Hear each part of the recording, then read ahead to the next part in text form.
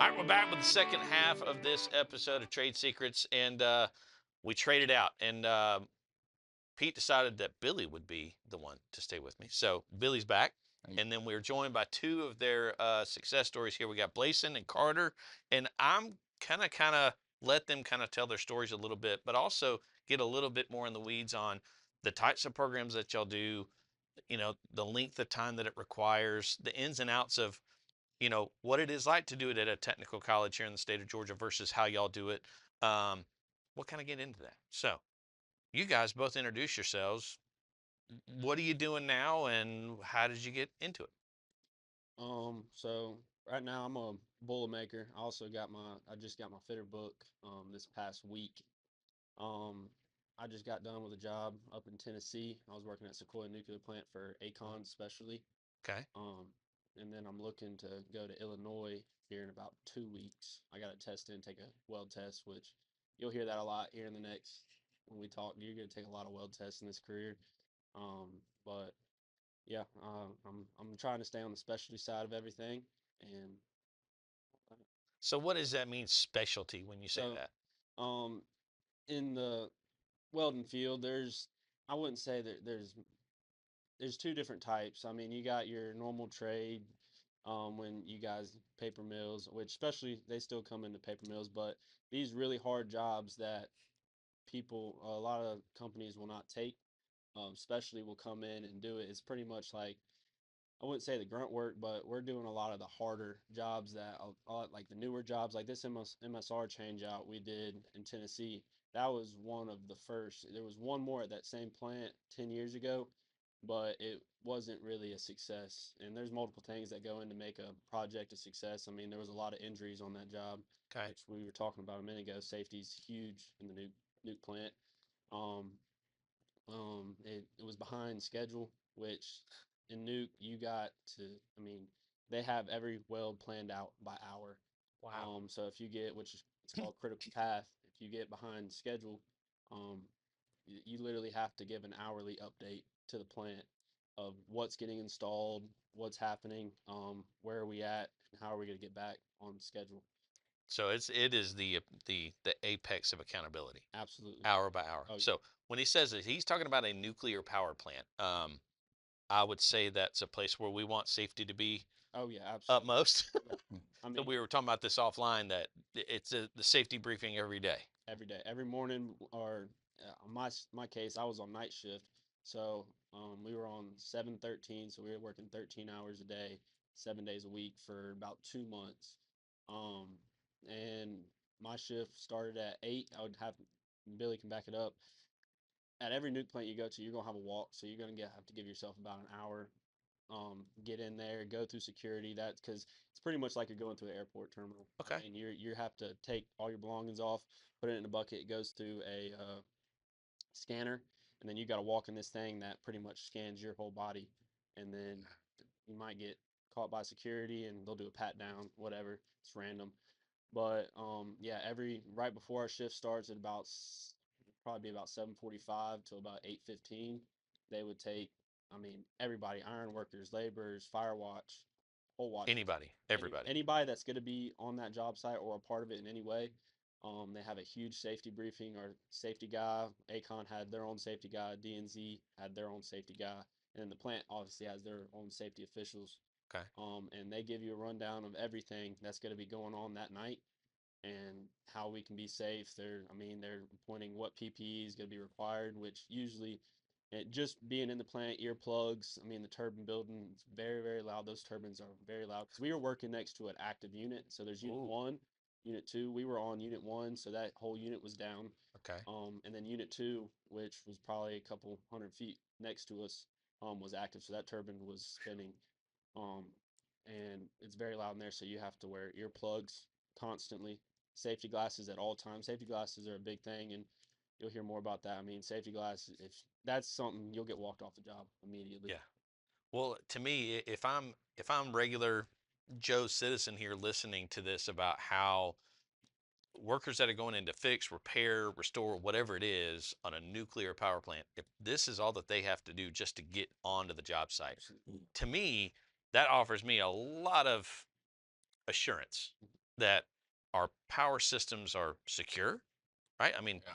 that's real security. Like you don't get to go on. Not anybody can just walk in the door. Absolutely. So security is that is a lot of reassurance for me as a citizen to know our power grids, they are secure, Oh yeah. and also they're safe. Like we talked offline, little things can cause millions of dollars of damage and take power out for citizens. I mean, costing millions of dollars. Yeah, he was just talking about the security at the gates. You have to do a lot of work and clearances just to get a vehicle near the parking lot. So there's checkpoints before you ever get to that point. And just to touch on what specialty is, because Blayson here is not going to brag on himself. Specialty is top. Like you, if you come out of our school, we hope you all obtain that because all that means is you're making welds that other people can't make. Like myself, I went into nuclear. I was never considered a specialty welder. I could get the welds done. He's the one that comes in and makes the welds that I wasn't kind of able to make, and that's why he's making top dollar the money that he's making. So I mean, a lot of hard work went into earning a, especially right out of a trade school, coming right in a, he earned that specialty title. That wasn't something we did. So definitely something he can brag about. That's a great trade, and he'll never. I mean, he'll always have that kind of work. Well, and we mentioned this offline that there is the payoff, right? The payoff is, man, you get paid incredibly well. Yeah. But you do have to have some trade-off, right? You talked about 7 days a week, 13-hour shifts. That's not everybody can do that, and certainly not everybody wants to do that. So you have to know that, Yeah. right, going in. Yeah. But if you're willing to, the rewards are there, right? Yeah. Oh yeah. What's the rewards? What was you making weekly? So when I was with the outage was so when I was working 40 hours, I was there for about 3 or 4 months for pre-outage, getting everything ready to go inside the plant, doing inventory, stuff like that, making sure all the machines were on. I was making roughly about three grand a week, and then when we got into the 713s, it was a little over 5,000 a week, so about 20 grand a month. Oh, man, So Yeah. I'm glad you're young. Yeah. yeah, All right, so that's a little bit on Blayson's story here. So now we're going to transition. Carter, tell us Yeah. about yours because yours Well, similar but different. yeah. So I got straight out of welding school, and oh my gosh, I went all around the southeast busting weld tests. I mean, I busted weld tests in Alabama. I busted weld tests down Statesboro. I busted weld tests in Athens, and there was another one. What was it?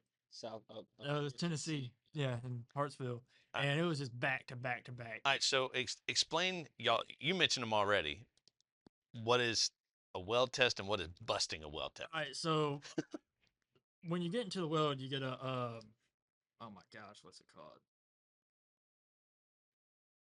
WPS. You get a WPS, so that's your tolerances, your what the QC is looking for. And Okay, so like usually what it is, I mean it can be, it has to be flat to a 32nd or a 16th of penetration and on the root, and then you can not have any more than, an eighth of reinforcement on the cap, which okay. is the last pass of the weld. And So in other words, this is they're giving you the tolerance of how good a weld that has to be yeah, based yeah, on the metal that you're attaching and the actual what you're adding yeah, to it, right? yeah, Am I getting that right? yeah. That's it. And Try not to sound too dumb. it can be different. I mean, depending on if you're going to take a plate test, a tube test, or a pipe test. I mean, everything's a little bit different. I mean, Okay. there's a lot of different criteria to go involved in that. But I mean, yeah, I put a bunch of work in over at Athens Tech, and I right out of welding school started doing that, and then it was just like I kept just trying and trying and trying and trying, and then I finally passed my weld test. It was I mean, my tube shot clean, which was the test that I had to do. I mean, when he says shot clean, he means they X-rayed his weld test. So usually we take bend tests. That's what we took when we were at Athens Tech, which they cut straps out of your tube or plate, whatever you're doing your weld test on, and they actually put that in a hydraulic thing that bends it, and it tests your weld. It's Okay. tensile strength. Yeah. Yep. Yeah, So, yeah, yeah. And if there's any porosity, slag inclusions, lack of fusion, I mean, it don't matter. If you do that side bend test, It's it's gonna gonna butt. find everything. Okay. I mean, a lot of the guys, if you talk to them, they prefer an X-ray over a bend test because let's say you have a a 64th little pinhole, that thing will open up to an eighth inch if you start putting that thing into a bend test. I mean, then you're and you out of a job. you got other factors. I mean, even with the bend test, if your bend strap cools down too much, it could affect it. So there's stuff that you really can't account for. Okay. With the X-ray, it's all on the welder. I mean, as long as your weld is clean, you we've always just been taught run it hot, man. I mean, you gotta if you burn it in there, you shouldn't have any issues. It's gonna burn anything out right there on the spot. Man, that and again, somebody that doesn't know this is amazing to hear to me because y'all have accountability before you even start the job. Oh, Like yeah. you don't even get on the job site until you can prove to them that you can do it. Oh yeah. I mean, I didn't even know that was a thing. That's tough, yeah, bro. you might have a job like, I mean, there's some guys, you know, they they only have enough money to make it to the weld test, and then you get there and you're like, well, rent's due, Oh, bills coming, truck payment coming, insurance coming. yeah. I mean, it's you literally you have to pass this. I mean, I mean, thankfully I haven't gotten to that point yet, but I mean, you know, I mean, there are some guys out there that, I mean, it's a risk. Yeah. I mean, but like he said, you can make that big money if you pass that weld test. So I mean, Yeah. there's a lot on the line, and but once you if you get it, then is you're gonna get rewarded for it. So now you finally you finally passed one, Yeah, and so now where has your work predominantly been so far, I've been. or I was what type down of in work? okay, so I was in the boiler down at Plant Shear in Juliet, Georgia. Okay. So that's a coal plant, and we were just doing regular maintenance on it. We were just some cracks everywhere, so we had to put stainless shields on in the economizer. We had to repair some cracks in the DA tank, which are all parts of the boiler. But and I mean, we were. I wasn't bit because it was my first outage. My foreman didn't allow me to get on a tube that was going to get shot because they usually let those get to the guys that have been doing it for a while. Sure. Because they don't want to repair. It's less likely to have to go Exactly. back and do it again. And they have like Sure. they have a percentage. I forget I forget how they quote jobs, but they have to guarantee a certain like A Pass num- percentage. yeah, like a certain we guarantee a certain percentage of these are going to be great. yeah.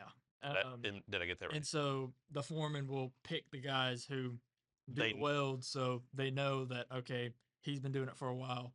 This is most likely going to pass, and so we're going to get this guy on it. Okay. And I mean, then I mean, you got a bunch of people before the X-rays guy come. I mean, you got the QC checking the root. I mean, it don't matter. QC's gonna check everything. Well, yeah, QC. I mean, and there you're making a weld in the field, just like how you would during a weld test. You got various hold points, like I was saying.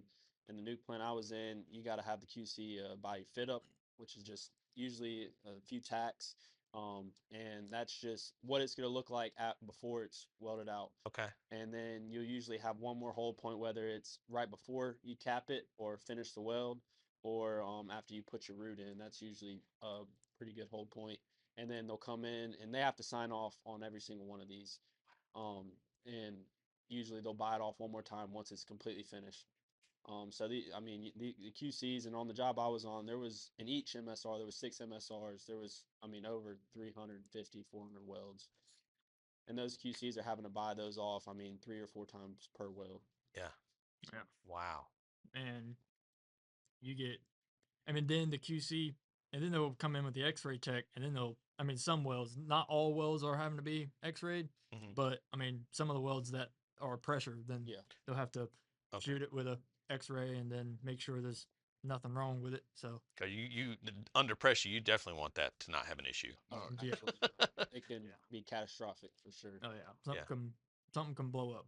Yeah. I mean that's Because they're trying to confine that pressure, and if that pressure were to get out, I mean, it's not going to just tear up what's containing the pressure, but it's also going to tear up anything around it. I mean, the pressure in these plants, I mean, coal burners, nuke plants, paper mills, anything that is creating any type of power is going to have some type of pressure to it. Sure. I mean, to spin, I mean, the turbine we were next to, I mean, it's about as long as a football field. I mean, they're huge, and they're spinning at about, I think the average turbine spins at about 10,000 RPMs. Good. yeah. So I mean, the amount of pressure it takes to spin something that big and that heavy, I mean, it's huge. We had a on the in the coal plant because it's a little bit different nuclear plant, but in the coal plant it was on the third floor, and you could walk in. It was the turbine room, and this thing is probably every bit of, I mean, it's probably a quarter mile long, and you can just look at both of them. There's 4 turbines. I mean, you can look down the whole thing, and God. it's all just there. And but yeah, it's different.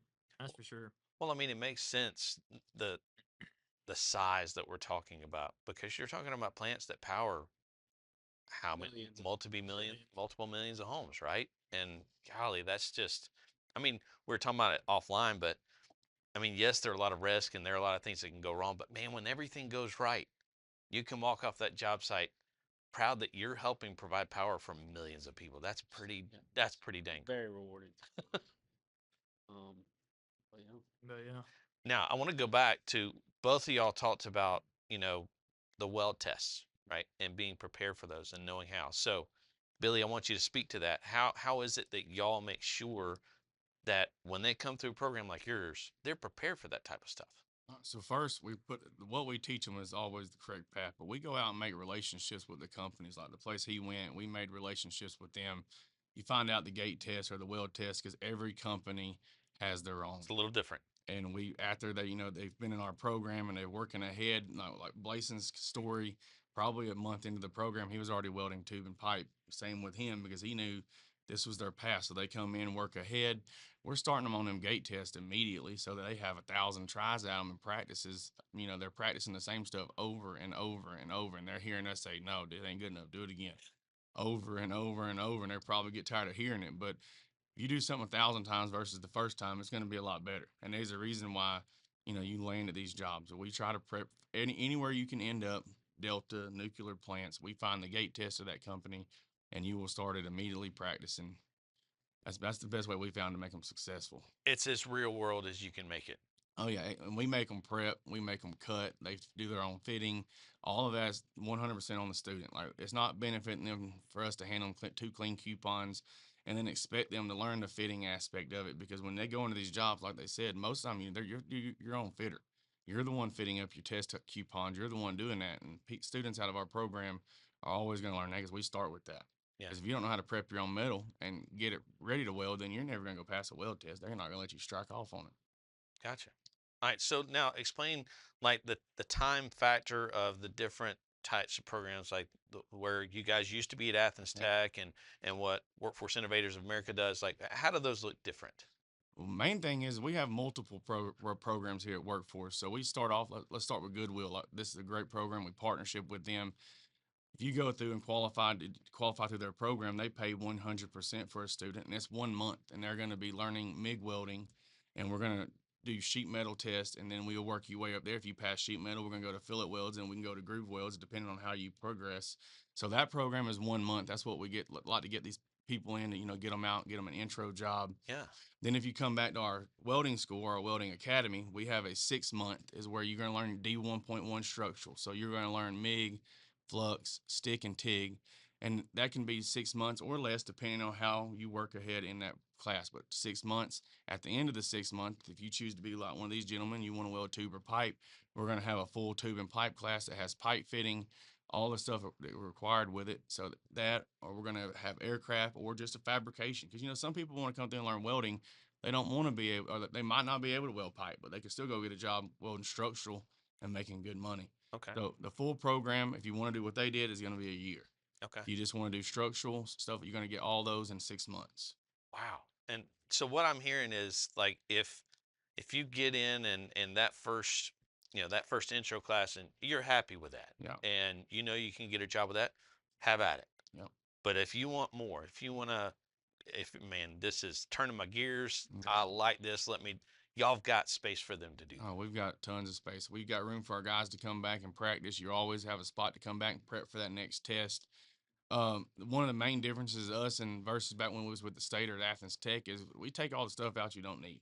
I mean, we've been in this field a long time, and in the technical field, in the colleges, they have to add classes that, quite frankly, just don't make sense for tradespeople, and they do it just because they got to make hours. Sure. He's like, well, we done this for 10 years. Let's take the time that they're wasting and we put it towards blueprint or Yeah. metal prep or metallurgy or something that they're actually going to encounter when they hit the field. They don't need, third grade math again. They don't need third grade English again. They don't need to be told, some of this stuff that just gets their time wasted. That's why instead of 2 years is what normally it takes at a technical college, you're going to come out of our program like one of these gentlemen less than a year. You're going to go out and make that kind of money with a quarter of the cost. You could go across the country and they're charging $38,000. Yeah. Our full entire program is going to be under 20. Right here in Athens, we have the place at Hawthorne. We have mobile lab capabilities also. Yeah. Look, we're trying to get in high schools. We want to get into middle schools. We wanted to, help the community because what we sell works. Yeah. It has for a long time. And if you're somebody or somebody that wants to be welding, look, we got 50 years of experience over there in that building. I mean, and that you can't replace that with money. No. These guys, even students as good as this, we explained out there during the break that you're just providing them a space because they're so talented. They come in, but what you don't hear is, they work double the hours that they're required to. We talked about, the time we'd have to run these kids out of the labs because, they was locked in. But we had the kind of instructors that was never, we love that. Yeah. We know that they're going to make us look good when they walk out of here. These are the guys that's going to shine. And then we have tons of students like this that come out with success stories. We have in all facets of it. Like we've had welding sculpture. Wow. 7, 8 years ago, I didn't know nothing about welding sculpture, and we had a couple really talented students come through, and they opened our eyes to it. We learned with them, and like last year, we had somebody place second in the nation. Wow. She got close to $10,000 in gifts at welders and a package just for placing second in the nation. The year before that, she placed second in the state. I mean, so there's so many different ways to make money in welding. I mean, we've seen kids come through do this. We've had a 70-year-old student come through just to learn how to MIG weld so he can turn fire extinguishers into art. Where he said, he's making $55,000-$60,000 a year going to these art festivals, just selling them for fun. He told us this started out as a hobby for me, now it's a job. So Man. there's so many opportunities in welding. If you just come put the time in, we have the place for you. I mean, but this is going to be a true welding school. If you don't want to work hard, don't come sign up for our school. Yeah. If you don't want to show up and be held accountable, because these guys can attest, they wasn't given no easy route. We taught them as close as we could, do on-the-job training. We didn't, we was professional about it. But, you got to hold people to a certain standards if you're going to send them to nuclear fields or fossil fuels or these places that are really dangerous because you're just setting them up for failure if not. Well, I'm sure people would be tempted to hear y'all's stories and go, overnight success. No. This was what 8 months of nonstop 16-hour days. I was going to say that the hours that y'all have talked about are that's a ton of because again, putting the time in, getting that repetition and the right repetition, right? Yeah. Not just repetition for repetition's sake, but prove right it every time. You have to analyze every single one. And I mean, if you're in there, I think we were both doing about 6 tubes a day. And that just so what you're saying, 6 tubes a day, that's 3 hours each tube. So they're putting in a lot of time. And we don't just push the welding aspect of it. Every time they brought one to us, and you don't ask me what a weld looks like, because you're going to be a professional. You should know what that weld looks like as good as me, because you're about to go have to explain this to a QC that's been doing it for 25 years. He ain't going to appreciate. Well, my welding instructor would say this. He wants you to be like, look, this is what I did wrong. This is what I did right. So we start weld one. We're going to not beat you up, but we're going to give you the facts. Like, we want you to make it right. And if you hear right off the right, oh, this is perfect. I mean, even like Blayson, for example, everything comes so natural to him. Like, we had to create barriers because it was like, this kid's not normal. Now, like, Bumper was like me. He chose the hard work side of it. And he was there at 6 o'clock every morning, had to be run out every night. And, everybody in our lab would attest to the hours that Bumper put in here. I mean, he put in a ton of hours, but he still got to the same place. Yeah. Blayson had an easier path because, look, he was naturally more gifted at welding. And, look, we don't sugarcoat it. It just happened. He's naturally better than me, and I've done it for a long time, made a lot of money at it. I was man enough to admit it. And then Bumper proved that if you come in and you don't worry about how good Blayson is, it's your path is your path, and you put your hood down and you're doing the same stuff, then you're going to get there. I mean, we were down at Statesboro last week, and I mean, that's where our hall's at. And so we were both each other. I mean, we'd be our own QC first, and then we'd go get them, and then we'd look for something because maybe another set of eyes might find something you can't. Sure. And then, He's probably got some of because he's looked at I would say Bump probably has the best eyes that I've met. I mean, he can spot something that I wouldn't think. I mean, it's crazy, but you got to be your own QC. I mean, if you're in that test booth, that QC's coming in there to pass you or bust you. So if he comes in there, he's not gonna walk in that booth and be like, "Hey, I would touch up on this." He's gonna be like, "All right, no, wrap it up, grab your stuff." Yeah. Right. I mean, there's two people who can snatch your job real quick in a plant, and it's QC, safety, or if you're nuclear, it's security. Security. You don't want to mess with them security. It's those three. I mean, Yeah. that's Yeah. really any plant, honestly. You mess with Yeah. security, you're gone. Yeah, that's true. No, Yes. yeah, Security you gotta, check was different. yeah, you gotta be able to judge your own welds, and I mean, honestly, progress from that state on. I mean, you can't you can't expect to better yourself if you're just going up to somebody, and I mean, them just telling you, "Yeah, you're doing great." I mean, Yeah. you're not gonna learn that way. I mean, I'm sure there's a lot of people out there. I mean, with Billy having the experience it is, he knows how the workforce is out there in the field. Yeah. I mean, you got to be able to take that constructive criticism. Yeah. It's huge, and there's a lot of students that they were really good welders, but they get that constructive criticism, and I mean, they just stick their head down and they'd be like, "All right, well, I'm going home." Well, They- the thing is, I mean, Billy, Kevin, I mean, Blayson or I mean, anybody really, they can tell you however much they want to, and I mean, we can tell you, this is what you got to do. I mean, you can't get any better unless you do it. That's why that's why they're saying. I mean, you can lead a horse to water, but you can't teach it to drink. Yeah, I mean, yeah. you gotta put in the effort, and keep your hood down and just keep welding it out. And I mean, once you mess up, learn from it, and then do it again, and then Fix it and grow. I was gonna Yep. say, and to me, I think that's something I've grown to really love about the trades is in every single one of them, your work is your work. Mm-hmm. It's it has very little to do with your opinion. It is a fact. Mm. Is that weld? Is it gonna hold or not? It's craftsmanship. I mean, Right? it really is. Yeah. And so what you talked about with people getting upset or butt hurt, whatever you want to call it, right? You can't be, you're a professional, right? And so this is professional work. We're looking at my work, not me as a person. We're looking at my work, and I need to be able to take that. And that's something I'm not surprised that y'all talk about that because we do the same thing here. Yeah. Like preparing guys to be out in the field to be able to handle that.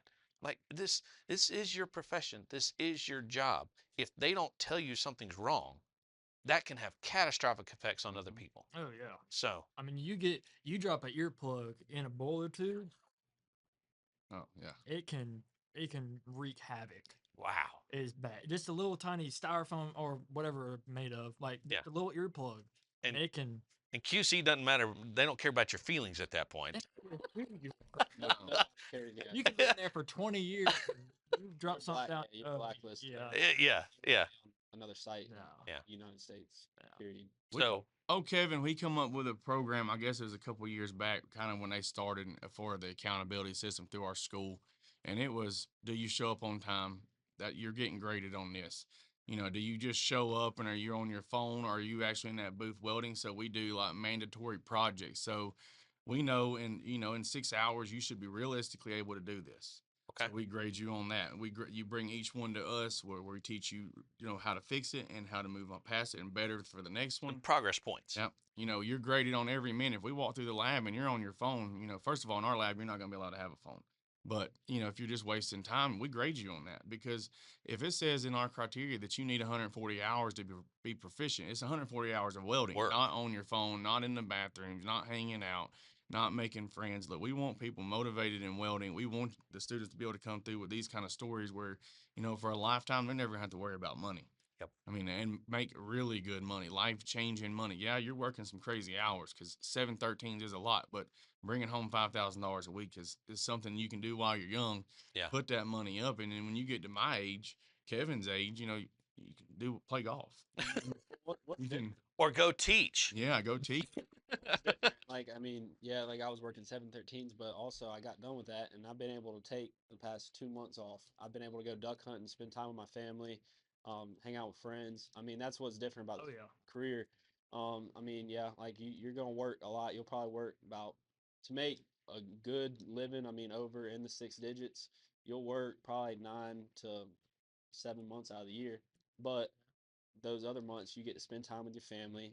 You can, for me, I like to duck hunt, so Yeah. I'm able to take a lot of guys. They'll take deer season off, duck hunting season. They'll Yeah. take the summers off to be home with their kids. Yeah. while they're not in school. I take winter so I can go snowboard. There you go. So, I mean, that's the thing. Like when I was off in December, I mean, I could go snowboard, and Your profession allows you the freedom to do your passions. exactly. But now you're a professional and you're being paid like a professional, so you can work hard for 3 months, take 2 months off. So yeah, you're working 713s, you know, in some cases 612s. But like you said, I'm the same way. When I was in nuclear, I took deer season off because I was going to hunt the whole month of November. That was just me. And I mean, usually, like, when did you get hired onto that Sequoia job? I started June 16th.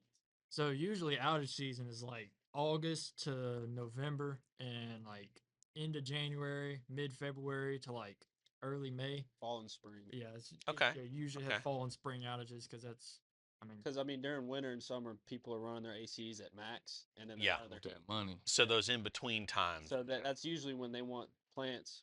I mean, full power. Yeah. Spring and fall is when they're selling the lease, so they want you to work on it while it's down. So you're not. Okay. It's about $1 million a day they lose when them plants are down. They say I a think lot. at Sequoia on the unit we were working on, it was about 1.3 million a day that they were losing. That unit being down. Wow. Yeah. So they're happy to pay Oh, Oh, yeah. to get it back up. Yeah. That's awesome. Well, I can't tell you how much I appreciate y'all coming in and taking the time, your time off, to come talk to us. Thank you for having us. Yeah, and I'm really super excited about the continued growth y'all are having, the impact y'all are having. Super to have y'all. And thanks again. It's been another great episode. At least I think it's maybe our best one. But Trade Secrets here at Trades Education Center. I'm Keith. That's Blayson. That's Carter. And that's Billy. And they are Workforce Innovators of America. And these guys are professionals. And I'm so glad to know them. Have a good one.